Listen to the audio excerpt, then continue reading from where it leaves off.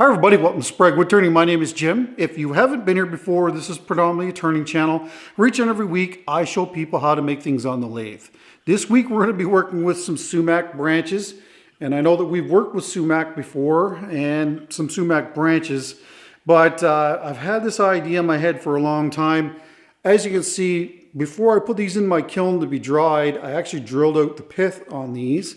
And so I want to put a colored resin on the inside, and then of course we'll cast the rest of these, and hopefully we'll make something cool. So that's what this video is going to be. Let's head over to the casting bench. I've got a whole bunch of these, more of these, and anyway, we'll go from there.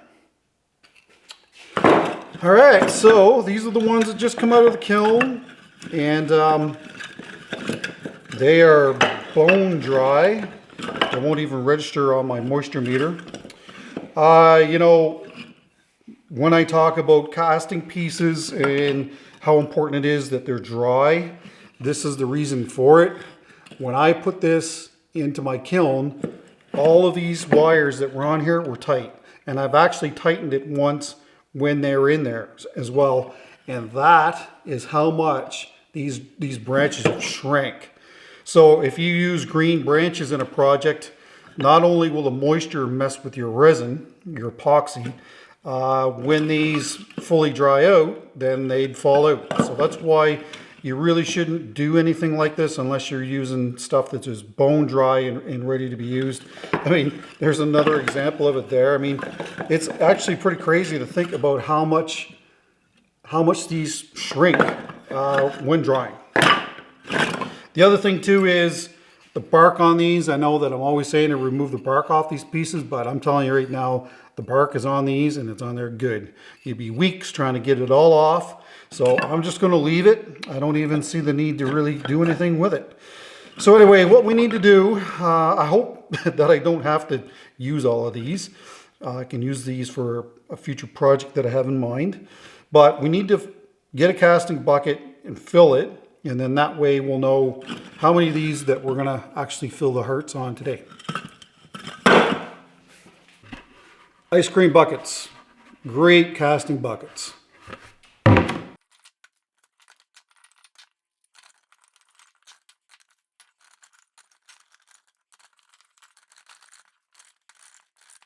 Well, it looks like we are going to use them all. Wow.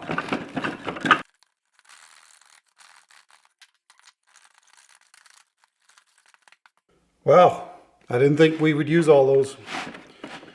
It would be nice if I had some smaller ones just to help fill in here and make it a little bit tighter in here. That's just too large. Maybe I'll take out a couple small ones and see if it fits a little tighter. Anyway, that doesn't really matter. What we're going to do here is I want to trim off the, well, that one doesn't have anything on it, but actually what I did here was I put a little bit of thin CA glue on the ends of these, and sumac isn't really prone to cracking anyway, but there's no cracks in any of the end grain on all of these branches. So anyway, what I want to do is trim off a little bit on both sides of these, and then what I might actually do is cut off, say, because this is way too tall, I might cut off an inch or so off of each end. And what will that give us? Yeah, maybe an inch and a half, and then we'll be able to reuse these in a future project. Let's go to the bandsaw. I'd like to personally thank you all for stopping in to watch this week's video, and if you're not aware of it, I do upload every Friday at 9 a.m. Eastern, and I turn my videos into premieres so that we can use the live chat function and talk about the project as it's being made. Now, sumac. While I like sumac in a casting, it's an absolute weed, and if you let it, it will take over your property. So these pieces do come off our property, and I trim them pretty much every year. Now, when I initially drilled out the hearts on these, the pith area, if you will, I used the 3/8 inch drill bit. But as they dried, some of them have moved a little bit, so I'm just Going to use a 1/2-inch drill bit this time because I wanted a little larger hole, and then that way I can confirm that it actually goes all the way through.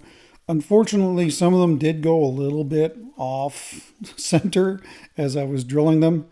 And what I want to do is put Gorilla Tape on the bottom of these to hold the epoxy. I've used Gorilla Tape for years for a number of applications, and rarely does it let me down. But we'll have some issues to deal with a little later on. I do really like this concept though. So I'm just going to roll that over on the end, and that should keep that from leaking. And what I'll do is I'll throw these inside of the bucket, and that way at least they'll be all upright.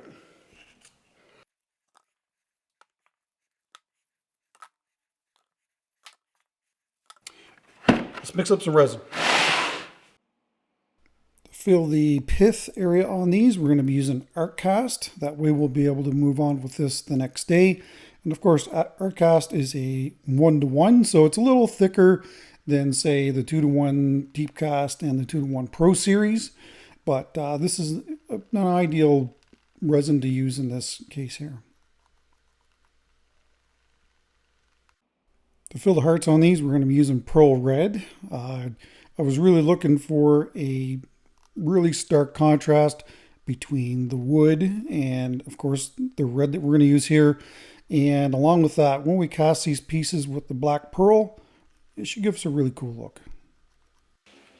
All right, I'm going to use a syringe here to do this. So I knew that these were going to be a bit of a pain to try and fill. I had no idea how much epoxy this was going to take. And of course, because Art Cast is, say, a little thicker than the other ones, like I mentioned, I know that it's going to take a while to weep down the entire length of these and then to get them filled in. But this took a substantial amount of time. It's funny when you think you've got them filled. Well, you don't. And you just keep filling them and filling them.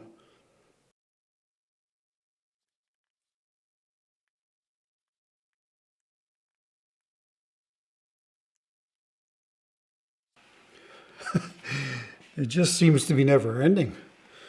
It's like is it all leaking out the bottom or what?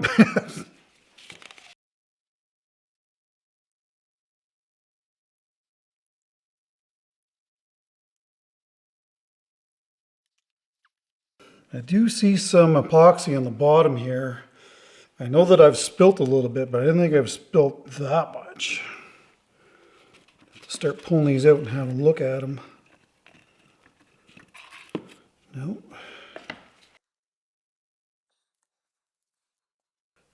suppose there could be cracks in the side, and it could be weeping out through there for some of these anyway.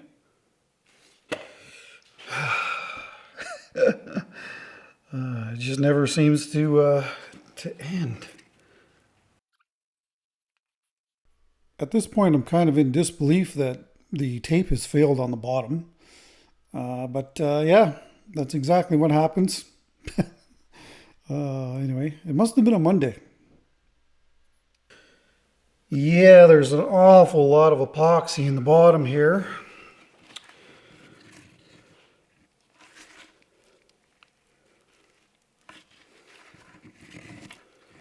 Should be nice and difficult to get these pieces out of here tomorrow. I'm actually kind of regretting my decision to cut these off a little shorter because I'm going to end up losing some of this epoxy inside of these. Well, it's too late for that. I will throw it in the pressure pot and we'll have a fantastic mess to clean up tomorrow. Okay, well, every single one of these leaked. Every one of them. Here's a little barbecue skewer, and like every one I've checked except for maybe one of these, all the epoxy's gone. Every single one of them. Little bit in one here somewhere. Oh, man, I don't know. That Gorilla Tape should have held just perfectly fine on the bottom. Anyway, I'm just going to mix up a bunch more that's the same strength, and I'll bring it back when we're pouring. But I mean, I'm just shocked that every one of these leaked. All right, so this time around I've mixed up 400 milliliters. I'm hoping that's going to be enough, but I guess we'll find out. These should be sealed on the inside.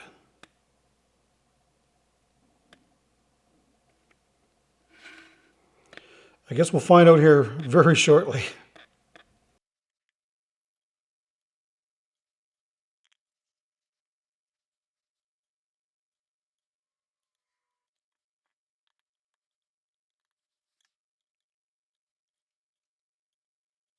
It just never ends. It never ends. Like, man. It never ends. I just never dreamt that it would be this hard to fill these. I thought this was going to be an easy thing, but it's turning out to be quite a difficult thing to do.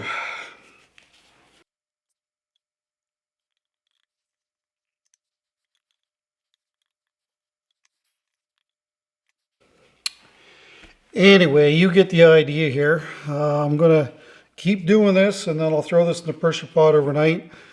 And then I guess we'll have to unearth these tomorrow, since they're sitting in probably an inch of epoxy now, and recast them. Yeah. Anybody else think that this was going to be as hard as this is to fill this? Certainly I did not. Anyway, we'll see you tomorrow. Good morning. Well, this is take 2.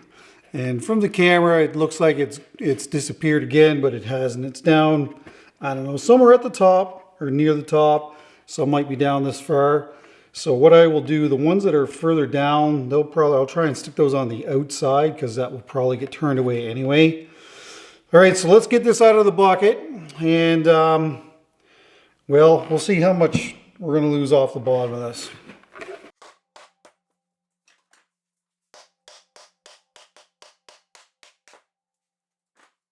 So if you're wondering what type of plastic this is, it's HDPE number 2.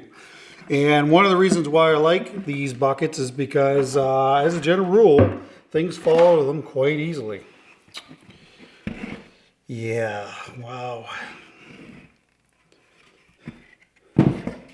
I could try and cut these apart and clean these up, but I'm not going to. I'm just going to cut these right off. I just don't see the point. Might be fun getting these apart too. Anyway, I think we should be able to safely do this on the bandsaw. So let's do that. So I can get a really good grip on this, so I'm not concerned about it twisting into the saw blade, but that certainly is a concern when you're working on a bandsaw like this, especially with it being as high as it is here. So be careful if you ever do something like this. The last thing I want to do is just clean up any exterior resin epoxy that's on the surface of these before we cast them again. All right, well, we've had to switch to a little smaller bucket after these are cleaned up. I just found they're a little looser in that other bucket, so this one will do just fine. We'll reuse this for previous projects. And Dwayne, all right, let's mix up some resin. This time around, we're going to be using deep casting epoxy from Designer Epoxy again, and you definitely need something that's going to be able to handle the deep casting, because there is a lot of resin in this piece. And like I said earlier, we're going to use the black pearl, just the two, well, you've got the yellow and there's some green in this, and then of course the red and the black pearl will really give you a good striking contrast. These are mixing paddles that you can buy from Designer Epoxy as well. And again, the link is in the description for Designer Epoxy. All right, here's the first 1.5 liters, and you know, unfortunately, I don't think you're going to be able to see anything at all, really. I suspect that this will take 2+. I'm hoping that it'll only take 2, though.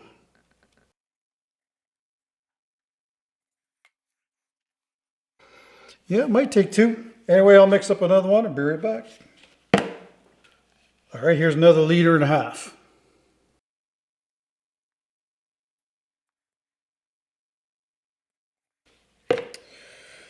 Okay, well, what are we looking at here? As it sits right now, that's about a 9-inch pour. I don't think that the end grain on these are going to absorb as much as it normally does, but I don't know. Ideally, I think I'd like to see that just a little bit higher, a reservoir from it to pull from. All right, so this is 3/4 liter. I might have to put this in here and it'll pull from this. I know that it may seem like a lot, but you know, I'll be surprised if there's any resin sitting on the top of this when we open it up. But I guess you never know. Anyway, I'm going to put this in a pressure pot for 3 days. Once I get that in there, I'm going to top this right up. And we'll see you in there in 72 hours. So this should be fun trying to move around. Oh yeah, it's nice and heavy too. Good morning. Well, it's actually afternoon.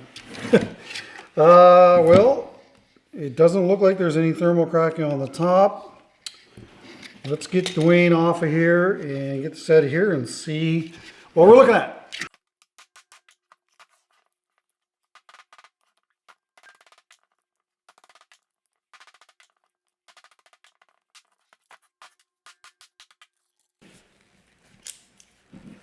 Well, looks like we got a good solid casting, no thermal cracking. Absolutely fantastic. I will say that I'm a little surprised that it didn't bring more of this epoxy down. All right, let's get some centers and get this on the lathe.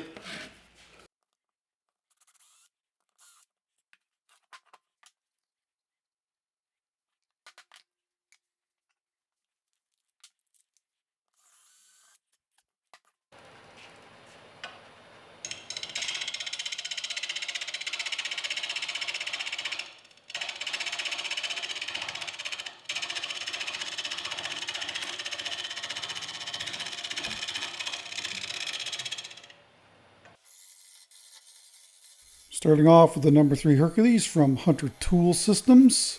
I should mention that these are red sumac and not white sumac. And like I said earlier, it's a real weed. Our current property that we're on right now, when we first built this house, there wasn't a sumac tree here, period. And now I've got it on both sides of the property. And if I hadn't trimmed it back, it would have completely taken over the property here. They're kind of a neat tree to look at, but I don't know. To me, if you give them an inch, they'll take a mile. That's the way they are. I've been told that the red flowers, buds, if you will, whatever they are, that the birds eat them. So they're not I don't find them an ugly tree, but like I said, you know, got to be really careful and kind of keep them in check. Believe it or not, they grow so fast that I probably mow them with my lawnmower twice a year, 3 times a year sometimes. Just depends on how much water we get. This year it's been fairly wet. It's actually been a very wet year here. And yeah, if you let them go, you're going to have quite a mess trying to clean them up. Really sticky to handle too. That's another thing I don't care for. And I've been told that they use the red little buds as a garnish in the Middle East. But anyway, apparently they're not the poisonous ones like the white sumac are. And since we're on the topic of sumac, a little more trivia for you.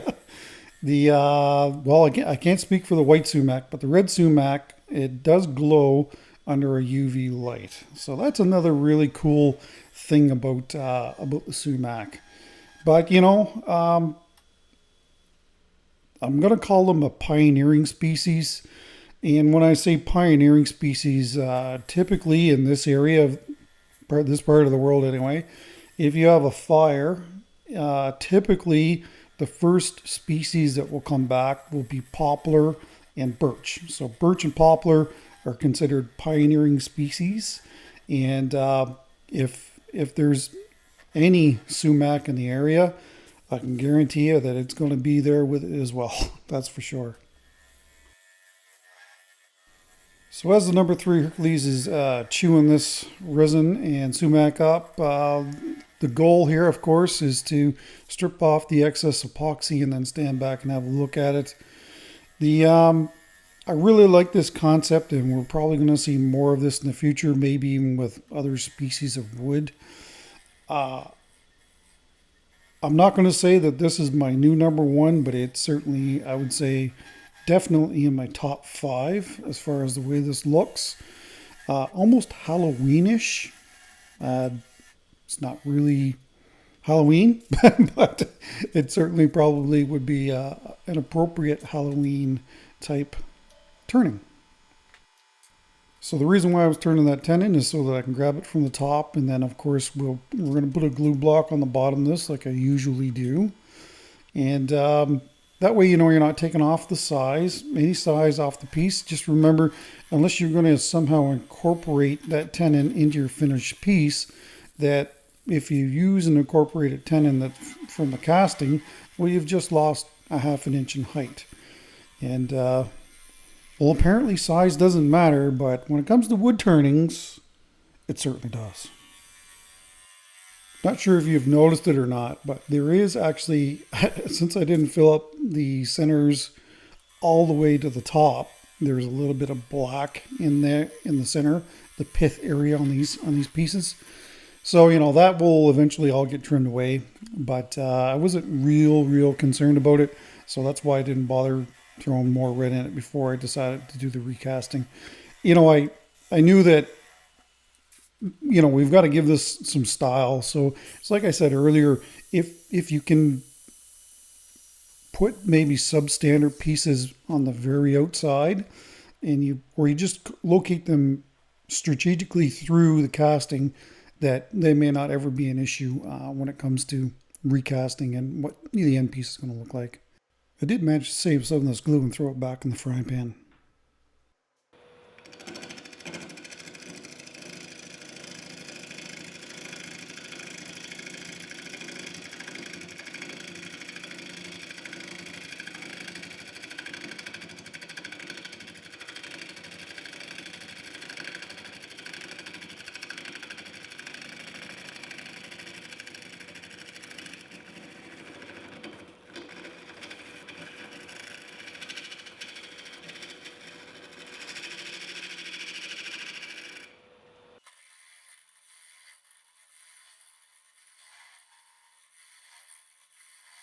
I should also mention that I'm using high temperature hot melt glue, and of course the reason for that is because we just want to make sure that this is not going to come off the bottom of this piece like it has in the past.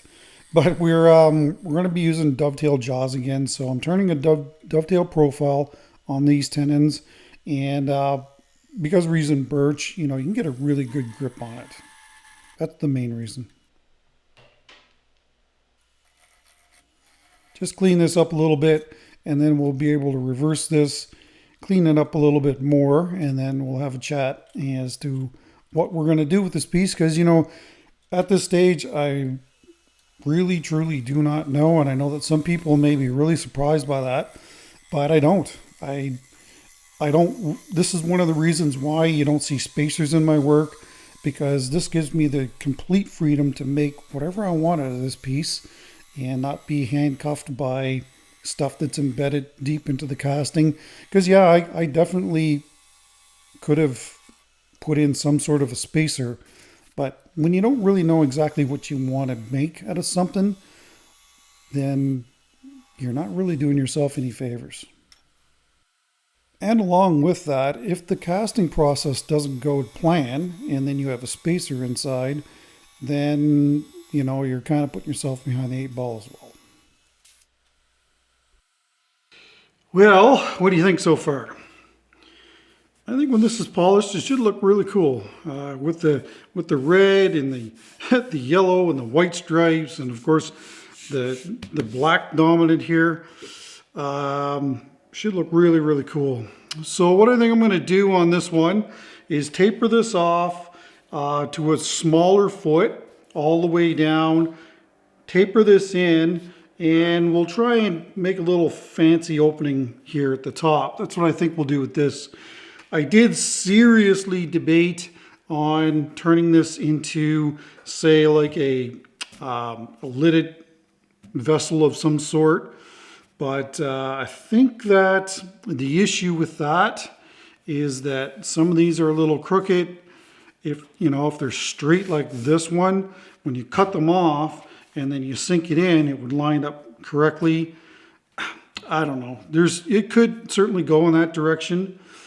But I'm thinking with this being turned on a long plane like this and then short, and then like I said, we'll try and incorporate this collar that's up here, I don't know, as much as we can anyway, and try and come up with something that we haven't done before. So that's what I'm going to do with this. So now we know what the casting is going to basically look like, or what we can do with it. That's when I typically will formulate a plan in my head. But as been demonstrated here a number of times, max flex, because something may, as you whittle this down, it may appear to you and you take the project in a total different direction. So, I mean, this is the one thing that I absolutely love about being a wood turning and now a resin caster. The possibilities are endless as to what you can make and what you can use to make things with. And of course, by turning these round branches and, making curved surfaces on this piece, you elongate those branches and it gives you a total different look. You can see in some of these pieces where I don't know how I missed the drilling like I did, but I certainly did. And so anyways, there's two hearts in some of them. I did try to turn away as much material as I can to delete that, but in the end they're there, like right there. But it doesn't bother me. It really doesn't. It just adds a little bit more intrigue to the piece and as to why it's there.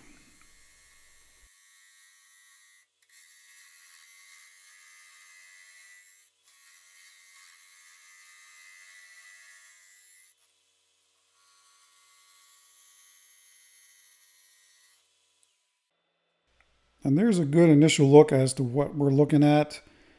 Yeah, missed the heart on that one, or the pith. Double there. Yeah, just kind of. Some of these had curves on them when I initially drilled them.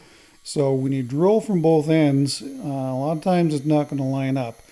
The one thing about sumac pith areas, it is very, very soft. Like it's just almost, you can easily dig your fingernail into it.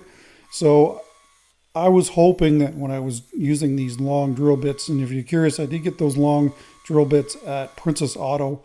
I think you use them for installing electrical wires and houses, that kind of thing. It's not exactly the best drills or drill bits because you could untwist them. But they did get the job done. But anyway, drilling from each end, sometimes I just missed it. So that's what that is, because they were just a little bit too curved to completely drill from one end. But I was really hoping that drill bit would follow that really soft pith area. But and it did in pretty much the majority of these, but there's one or two that it didn't. But anyway, I think it still looks cool. Anyway, leave me a comment down below and let me know what you think. So I'll briefly talk about the house and the upcoming move. The conditions haven't all been met, but we're hoping by the end of this week, I'm doing this voiceover on Thursday, that they will be. And then hopefully, that'll be it. It'll be a done deal. We did have a house inspection. We haven't heard back from them, so I'm going to assume that everything was good with that. And some of those black little hearts are showing up. But regardless, we're going to trim.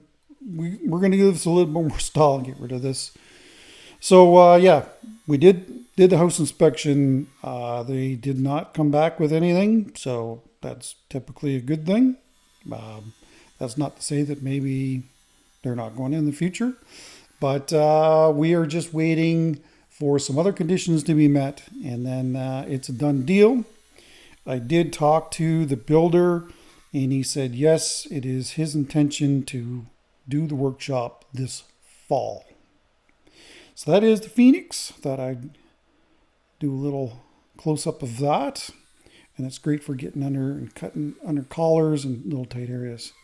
So that's really good news. We were really concerned that the workshop in the house would have to happen next year, but it's going to happen this fall. So I can't wait for that. And hopefully we're there to film the majority of it so that I can take you along that process. We will definitely be there for the house, and I certainly will do some updates on that, but that's not going to happen until next year. So that's your update on that. I'm hoping that the next one of these that I do, that all the conditions are met and everything is all good to go. We are in anticipation booking the mover. I've got a lot of logistics to do with my workshop and moving the sea container, and anyway, I will be filming some of that, so that may be the content that you'll be seeing, basically the filling of the sea container and the drive to New Brunswick. And anyway, that will come later on in October. Right now, I'm trying to do as many videos as I can so that there's no channel interruptions, but we'll see how it goes. So getting back to the piece that's on lathe, this sumac is quite soft and it's very light. If you pick up a dried sumac branch, it's very, very light. So it's actually fairly easy to drill. But of course, along with that, it's also hard to cut cleanly. So this is one of the knocks on sumac. Due to its soft grain, it's tough to get a really nice clean cut surface, especially on the end grain. We're all set up and ready for hollowing. As you can see, I got my steady rest in. This is the captive system from oneway.ca. It does have a modified laser attachment, and right now it's sitting at about 5/8 of an inch, and that is the 1/4 inch retrofit tool from Hunter Tool Systems. All right, I really like the look of this, so hopefully it doesn't get destroyed during this process, because that wouldn't be good. All right, let's do it. So the goal, as it always is, to open up the room inside of this. I would call this a vase, not so much a hollow form, for those of you who are curious. I know that I've covered this a number of times, but you know, I still get a lot of comments like, what is the difference between a vase and a hollow form? And typically hollow forms have a smaller opening at the top, and they're, for the most part, just strictly art pieces. And you know, they're the only function that they serve is to serve as a piece of art. You could put some small dried flowers in the opening and have them kind of sticking out, if you will. But of course, a vase, everybody knows what a vase is for. A vase, you put flowers in, it has a larger opening. So that's what I would call this, not a hollow form. But I can see why people sometimes will get confused by it. I definitely could have turned this into a hollow form. I am using a hollowing rig, but you know, I could have possibly done this by hand, but you know, working that far off of the tool rest with a handheld tool, unless it's got a lot of mass associated to it, where it's, you know, counter mass, if you will, it's very difficult to do. Once you lose mechanical advantage, it is very tough to work on pieces like this, and it's actually quite hard on your body. So that's why you'll see me use this hollowing rig, besides the fact that I'm left-handed and I prefer to work on the outboard end of the lathe. But that's the main reason.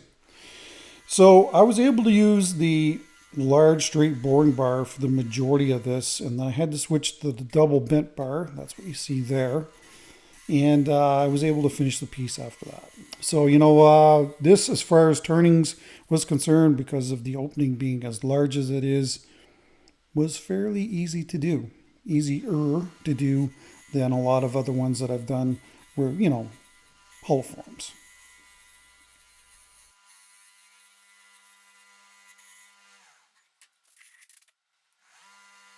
Just taking some little fine passes here on the very bottom to try and flatten where the drill bit left its mark behind. Somebody did mention to grind off the very center piece of the drill bit, and then of course it's not as bad. You don't got to worry about things wandering because the drill itself, the drill bit, is being held in the chuck, the Jacob's chuck on the tailstock. So I keep forgetting to do that, but it is on the list of things to do. That is the wide reach Baron, and I'm finding lately I really like to use this tool just to clean up these openings here. I find it a little hard to do with the hollowing rig, and it's a lot nicer to do when you do it by hand. Comes out better anyway. Thought I'd give you a little look inside here before we start sanding. Relatively happy with that. Unfortunately, Cindy Drozda's light died on me, so I guess we're gonna have to look at that, but I'm relatively happy with the way that looks on the inside. So we're gonna start sanding at 60 and go to 180 on the inside. Then I'll do a final little trimming on the outside, and then we'll get to our epoxy coat. That's next. So when I bought my long sanding extender, it came in a pack of 2. This is the shorter one. And I forgot that I even have this. And to be quite honest with you, it would probably do the majority of the pieces that I work on. So the great thing about that is, you have to have, for the longer one, you have to have some sort of a tool or your hand to stabilize it as you're sanding with it. This one here, on this open form, was certainly a lot easier to do. Open-ish form, I should say. So we'll see more of that in the future, and I'm sure we'll see the longer one in the future as well. But I actually dropped my drill with it attached, and it kind of get all bent up. So it vibrates a lot when I use it. So I'm glad I got that shorter one. The foot was too large for me, so I'm just taking it down here a little bit. It was just too large and clunky. So we'll clean that up a little bit and define the very bottom of it. That way I can throw some tape on the jaws of the chuck. As you can see, I've got my live center with the cone attached to it just to give this piece some support. It would not be cool to get a catch right now and have things come off the lathe, but that end grain, I was having a really hard time cutting that cleanly, so I'm using some shear scraping with a freshly sharpened 5/8 bowl gouge by David Ellsworth in order to cut that grain nice and clean prior to sanding the outside. It works great. I highly recommend this method. Give it a try. You won't regret it.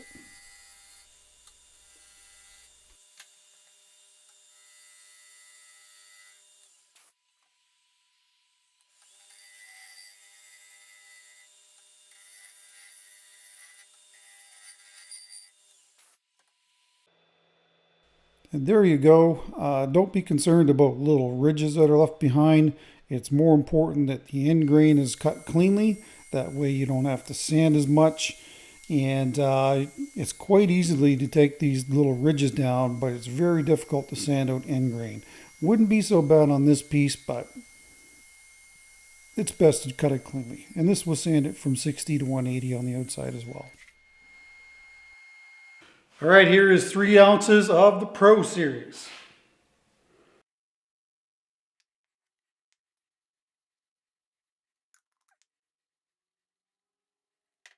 I had to change out for a bigger bucket because this one's too small. The other one was too small, sorry.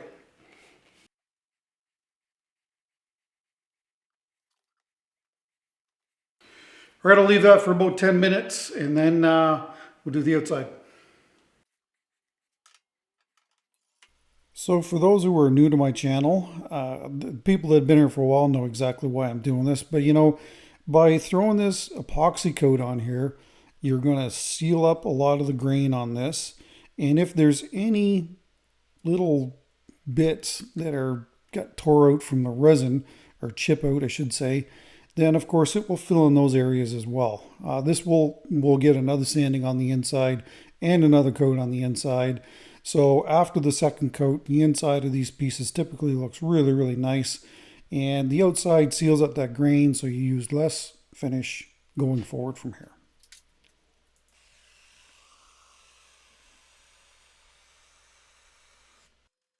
Well, what do you think of that?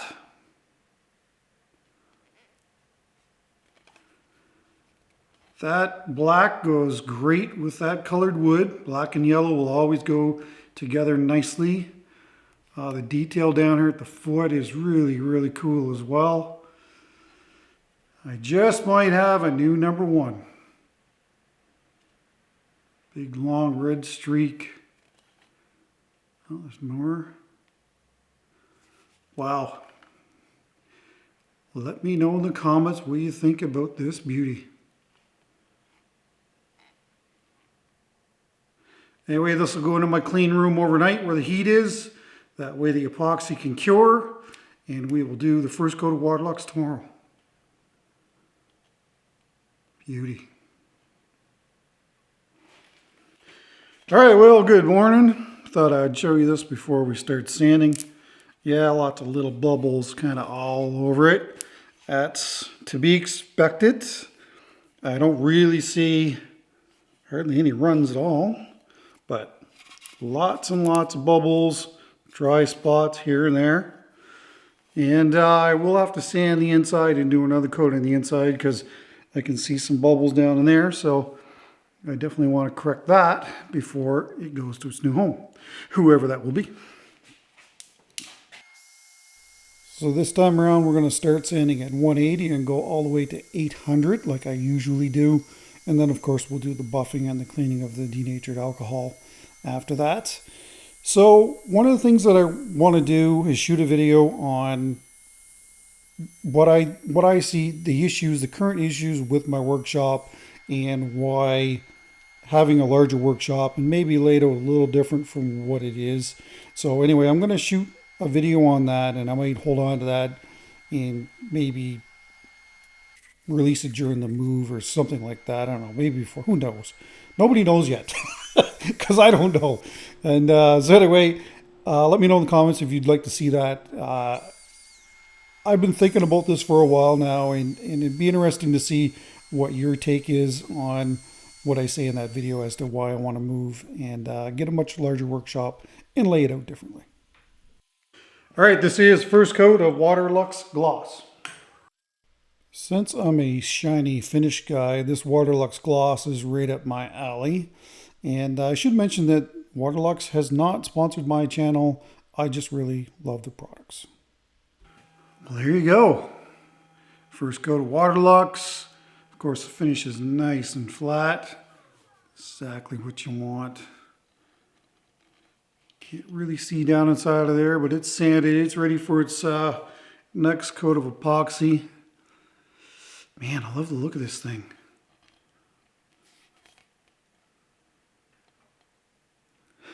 There's a double drilled inlay.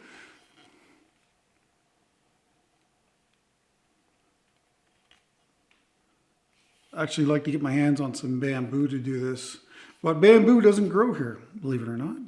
I know it grows most places in the world, but it does not grow. I've never seen it here in Ontario. Maybe down south, but I don't think so. Not warm enough. Anyway, I will do the second, and well, definitely going to need 2 coats. We won't be able to get 3 done before the end of the video, but anyway, it's very cool. Let me know in the comments what you think.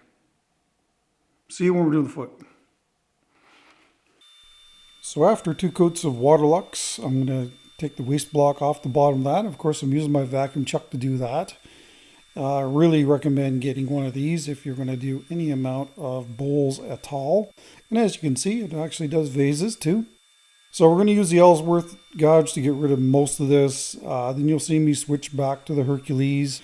And then you'll see me switch back to the Ellsworth gouge, trying to do some shear scraping just to clean up the end grain that's on the bottom of this. Again, that soft sumac is just not an easy thing to clean. But anyway, when that's done, everything was sanded from 120 to 400. All right, that's going to do it for the video. Special shout out to the members. Thank you so much for your support. Let's have a last little chat about this beautiful little vase. I love it. Well, it'll be interesting to see what you think about this piece. I definitely have to try and get a black light and light it up in a dark room here to show you that. But, you know, I really like this piece. I like the busyness of it. There's certainly some chatoyancy you'll see in the wood. Really cool. Get this orientated the right way. There is the bottom, and as per normal, yeah, there's no finish, but all the details are there. Really hard to put it on there and get it to look right.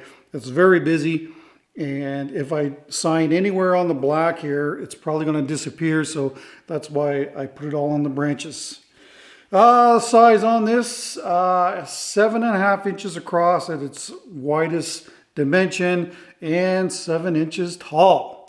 And this piece is for sale. If you're interested, send me an email to spraguewoodturning@gmail.com and I will disclose the price then if it is a gift.